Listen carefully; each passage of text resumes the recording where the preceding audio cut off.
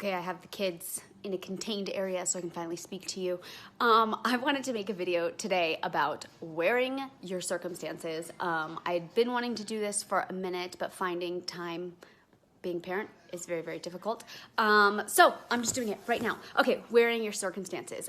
This kind of came up because our pastor last Sunday had an amazing sermon, and it really got me thinking and convicted my heart in a lot of areas. But basically he was saying the situation might not be better, but I'm not bitter. And I thought that was such a strong and powerful statement, because biblically it says, consider it pure joy when you face trials of many kinds. How hard is that to actually live by? Like, you hear those words, like you hear it and you say it and you fully believe it, but when a difficult situation comes up, and it doesn't even have to be that like life-changing or that difficult, it's something as simple as, you know, I'm at home with the kids all day trying to cook a meal with two kids who are, one is an infant, so needs you all the time, and the other one is in, you know, his toddler terrible twos. As much as I love him, he can be a little feisty nugget sometimes. So trying to get anything done and cook a meal almost seems impossible. But what I loved about it, he's like, it might not be better, but I'm not going to be bitter. So I don't want to wear my circumstances. So I want to talk to you and see, where are you wearing your circumstances and how can you let go of that? I think I'm a very joyful person. I think I'm a very happy person. But it's funny because Carlos, I've never met anybody like my husband ever. He does so much. He does everything with the yard, and we live on a big property, and he literally trims all the trees. He's out there like putting them in the chipper shredder, loading up the trailer, taking it to the dump, like hard manual labor, coming into the house and then like rewiring things, hooking up things, like stuff that I literally sit here, I'm like, one, how do you have the energy to do this? And two, where did you learn how to do all of this? It's so impressive. But I think it's hard seeing him do all this stuff.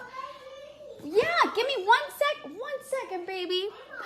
Yeah, Blippi. I think it's hard as a wife seeing him do all that stuff, because I want to be helpful in those areas.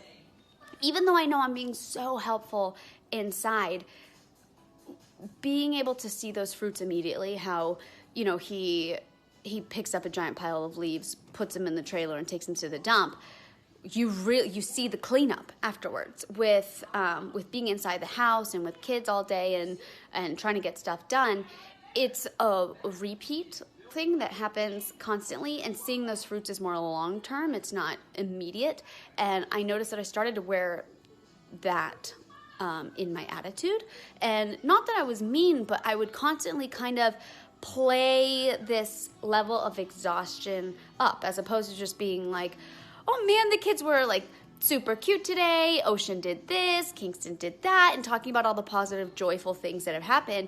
I wanted to show Carlos how hard I was working in the house and show him my level of exhaustion and really, and for whatever reason, I don't do it with anybody else. I do it with my husband, but I think it's because I want him to know. And even though he already knows how hard I work, I was wearing my circumstance, and it was so silly. It didn't make any sense. So I'm coming, baby. That's something that I want to change, because I want our marriage to be filled with like happy, joyful moments. And that doesn't mean I'm not tired, and that doesn't mean that I'm not exhausted, and he knows all those things. But I just want to speak life into our life. I want to speak life over my life, over my children's lives, and I can do that by wearing joy and happiness and goodness and graciousness and faithfulness, all those wonderful things, all the fruits of the Spirit, not bitterness. And to go back to what our pastor said, he's like, it may not be better, but I'm not bitter. And he was actually talking about how, you know, he lost his brother, I think 5 years ago now, and the story was heartbreaking and hard. But what he was saying was, you know, not a day goes by that he's not sad about losing his brother, and it may not be better that his brother's gone, but he's not going to be bitter about his brother being gone. And I thought that was so interesting because it's so easy to go to a place of bitterness when something doesn't go our way.